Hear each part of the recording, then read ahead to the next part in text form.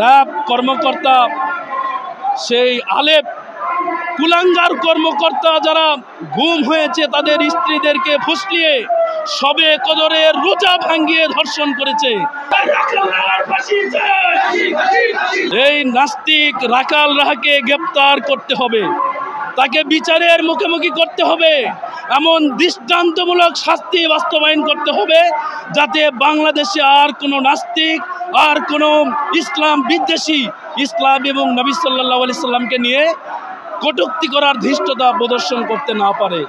আপনারা জানেন এনসিটিভির পাঠ্যপুস্তক সংশোধন এবং পরিমার্জন কমিটির সদস্য সাজ্জাদুর রহমান রাখাল রাহা, সে বাংলাদেশ পাঠ্যপুস্তক সংশোধন এবং পরিমার্জন কমিটির সদস্য হয়ে গুরুত্বপূর্ণ পোস্টে যাকে বাংলাদেশের মানুষ তাকে বসিয়েছে, সেই জায়গায় বসে থেকে দায়িত্বশীলতার কথা ভুলে গিয়ে মুসলমানদের ধর্ম বিশ্বাসের জায়গা আল্লাহ এবং রাসূল সাল্লাল্লাহু আলাইহি সাল্লামকে নিয়ে কটূক্তি করার মতো ধৃষ্টতা প্রদর্শন করেছে এই কুলাঙ্গার রাখাল রাহা।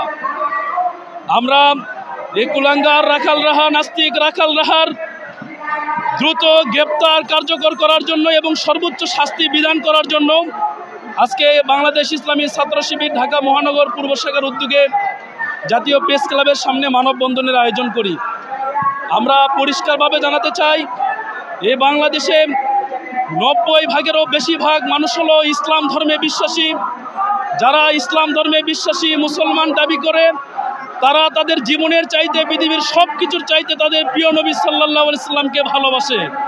সুতরাং নবী সাল্লাল্লাহু আলাইহি সাল্লামকে নিয়ে শুধু রাখাল রাহা নয়, যেই কুলাঙ্গার, যেই নাস্তিকই আল্লাহ রসুলকে নিয়ে, ইসলামকে নিয়ে কটূক্তি করবে, তাদের বিরুদ্ধে বাংলাদেশের তৌহিদি জনতা তাদের সর্বশক্তি প্রয়োগ করে দুর্বার আন্দোলন তৈরি করবে। ঠিক তারই ধারাবাহিকতায় আপনারা দেখেছেন গতকাল থেকে আন্দোলন শুরু হয়েছে। মুসলমানদের অনেকেই তাদের প্রতিবাদ জানিয়েছে। ইসলামী ছাত্র শিবির মুসলমানদের একটি দায়িত্বশীল সংগঠন হিসেবে আমরা আমাদের ভূমিকা পালন করার জন্য আজকে রাজপথে নেমেছি।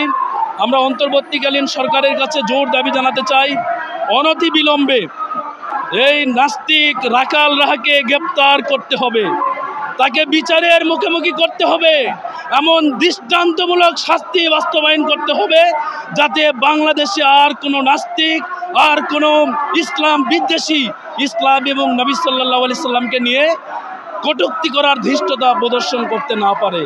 আমরা আরও একটি দাবি জানিয়েছি যে র্যাব কর্মকর্তা, সেই আলেপ কুলাঙ্গার কর্মকর্তা যারা গুম হয়েছে তাদের স্ত্রীদেরকে ফুসলিয়ে সবে কদরের রোজা ভাঙ্গিয়ে ধর্ষণ করেছে, এই দৃষ্টান্তমূলক শাস্তি তারও কার্যকর করতে হবে। তার বিচারে ধীরগতি অবলম্বন করছি, আমরা ধীরগতি অবলম্বন করছি। আমরা দৃঢ়ভাবে দাবি জানাচ্ছি, অতি দ্রুত বিশেষ ট্রাইব্যুনালের মাধ্যমে তার সর্বোচ্চ শাস্তির বিধান করতে হবে যাতে করে বাংলাদেশে আর কেউ কখনো ধর্ষণ করার মতো কোনো চিন্তাও মাথায় নিয়ে আসতে না পারে।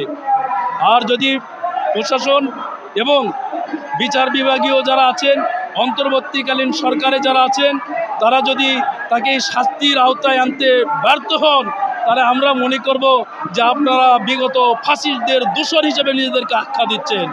যারা জাহাঙ্গীরনগর বিশ্ববিদ্যালয়ে ধর্ষণে সেঞ্চুরি করেছিল, তাদের এই সিলসিলাকে অব্যাহত রাখার জন্যই আপনারা ভূমিকা পালন করছেন।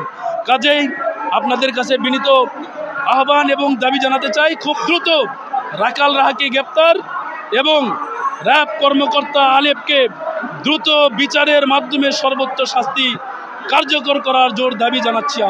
আমরা মূলত হচ্ছে যে রাখাল রাহাকে যে অপরাধ করেছে, ইসলাম এবং নবী সাল্লাল্লাহু আলাইহি সাল্লামকে নিয়ে যে কটূক্তি করে মুসলমানদের মণিকোটায় আঘাত এনেছে, আমরা তার সর্বোচ্চ শাস্তি দাবি করি।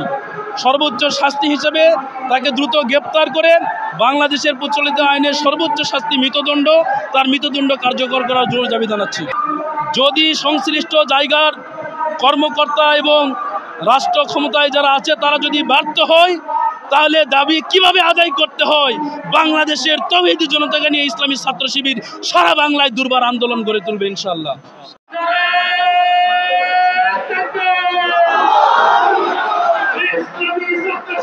জিন্দাবাদ জিন্দাবাদ জিন্দাবাদ